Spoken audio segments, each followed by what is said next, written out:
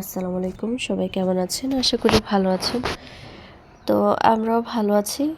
তবে একটু অসুস্থতার মধ্য দিয়ে সব দিন কাটছে।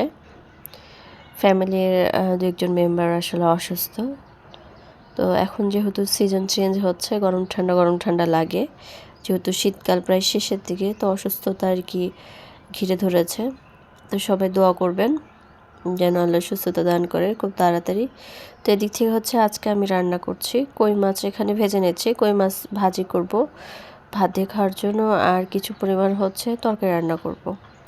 পাশের চুলায় হচ্ছে আমি এখানে বাঁধাকপি একটা ভাজি করব, মিক্স সবজি ভাজি ৩-৪ রকমের শাকসবজি দিয়ে। ধরতে গেলে সবজি, শাক না।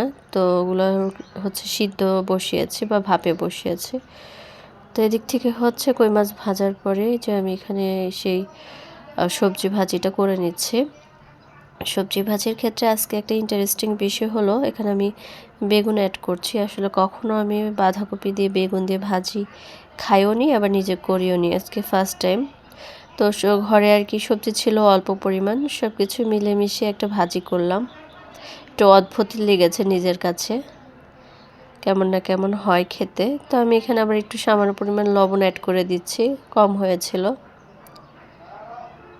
তো যখন এক পর্যায়ে ভাজিটা হয়ে যায়, আমি এখানে বেশি করে ধনেপাতা দিচ্ছি। এখনও যেহেতু শীতকাল রয়েছে, ধনেপাতাটা ভালোই লাগে সব তরকারির সাথে। তা ফুলকপি, আলু আর সিম দিয়ে আমি তরকারি রান্না করব মাছ দিয়ে। তো এটাই ভেজে নিচ্ছি আর কি। আর পাশের চুলায় আমি আমার মেয়ের জন্য চিকেন রান্না করছি আলু দিয়ে। মেয়েটাও বেশ অসুস্থ, ঠান্ডা, জ্বর, কাশি এগুলোর মধ্যে দিয়ে যাচ্ছে। তো ওগুলো রান্না শেষ হওয়ার পর এখানে আবার ভাত বসিয়ে দিয়েছিলাম, আর যে ফুলকপি, আলু আর সিমের তরকারিটা রান্না করে নিব আমি। এখানে মশলা কষিয়ে নিয়েছি, আর ভেজে রাখা যে সবজিগুলো ছিল সেগুলো আমি এখন দিয়ে দিব। সবগুলো আমি খুব আলতোভাবে নেড়েচেড়ে এখানে রান্না করে নিব। ফুলকপি আর সিম কিন্তু অনেক, আমার অবস্থা বেশি ভালো না, কণ্ঠটা কেমন জানি হচ্ছে, ঠান্ডা লাগার ভাব চলে এসেছে শরীরে। সিজনটায় এখন এরকম প্রত্যেকটা ঘরেই কয়েকজন করে অসুস্থ হচ্ছেন। তো এদিক থেকে আমি আবার মূলা রান্না করব। তো ইলিশ মাছের মাথা জমেছিল ফ্রিজে, তো সেগুলো বের করেছি, সেগুলো দিয়ে মূলা রান্না করব। তো এদিক থেকে হচ্ছে তরকারিতে আমি কিছু পরিমাণ টমেটো দিয়ে দিয়েছি। তো তরকারিটা হয়ে যখন মানে সিদ্ধ হয়ে আসছে, তখন আমি মাছগুলো দিয়ে দিলাম ঝোলে। ঝোল থাকতে থাকতে একটু দিলে কি হয়, মাছের মধ্যে আর কি ঝোলগুলো খুব সুন্দরভাবে যায়, আর হচ্ছে খেতেও ভালো লাগে।